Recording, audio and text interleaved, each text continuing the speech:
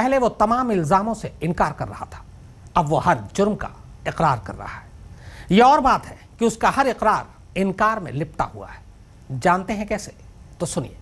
मसलन नारायण साईं नाजायज बेटे का बाप होने की बात तो मानता है, लेकिन फिर कहता है कि यह सब पत्नी से पूछ कर किया।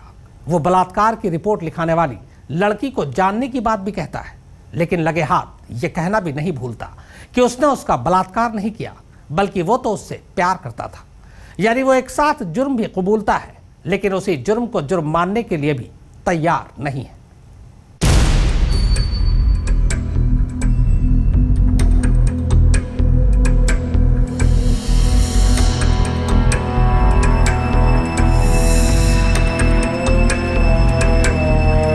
खंडन करते हैं। कुछ नहीं किया आपने? खंडन करते हैं। इन आरोपों का खंडन करते हैं। दुनिया के सामने सत्संग का ढोंग बहुत हो चुका, भक्तों के सामने भगवान का स्वांग बहुत हो चुका, आस्था के साथ धोखे का खेल बहुत हो चुका। लेकिन अब बारी है सच बोलने की, क्योंकि ये न तो नारायण साईं के सत्संग का व्यासपीठ है और न ही आश्रम की आड़ में चलने वाला कोई ऐशगाह। और तभी पुलिस के शिकंजे में आने के बाद से नारायण साईं ने जो सच उगलना शुरू किया है, उसे सुनकर हर कोई हैरान है। और तो और तथाकथित संत की इस अजीब प्रेम प्रतिज्ञा ने धाकड़ पुलिस वालों को भी सकते में डाल दिया है।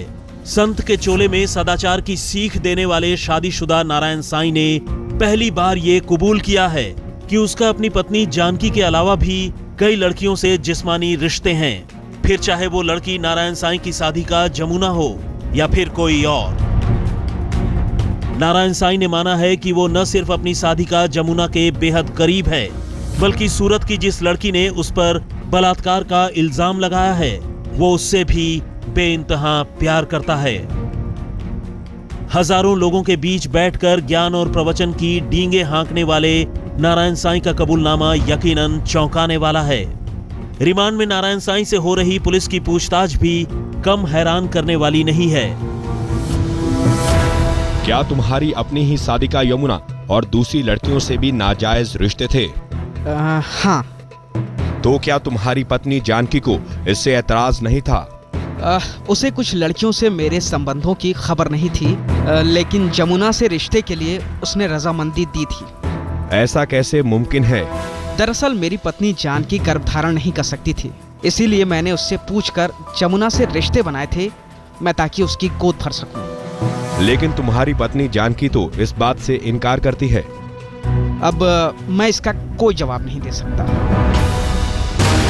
जाहिर है अपने इकरारनामे के बीच नारायण साईं ने जो नया शिगुफा छोड़ा है वो भी कम अजीब नहीं है। उसने कहा है कि उसके अपनी साधिका जमुना से जो रिश्ते हैं वो उसकी पत्नी जानकी की जानकारी और रजामंदी से हैं। पुलिस की माने तो नारायण ये दलील दे रहा है कि उसकी पत्नी जानकी गर्भ धारण करने में असमर्थ थी, इसलिए उसने अपना वंश चलाने के लिए अपनी पत्नी की रजामंदी से ही जमुना से रिश्ते बनाए थे।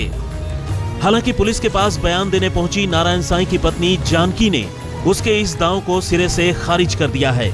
उसने कहा है कि जमुना से रिश्तों को लेकर नारायण साईं झूठ बोल रहा है। उसने न तो कभी नारायण साईं को किसी से रिश्ते बनाने की इजाजत दी और न ही वो ये बात जानती थी। अलबत्ता उसे अपने पत्नी और जमुना के रिश्तों को लेकर शक जरूर था और एक बार उसने दोनों को रंगे हाथों पकड़ा था, लेकिन इसके बावजूद दोनों अपनी हरकतों से बाज नहीं आए। जमुना से इसी रिश्ते की बदौलत नारायण साईं को एक बेटे होने पर वो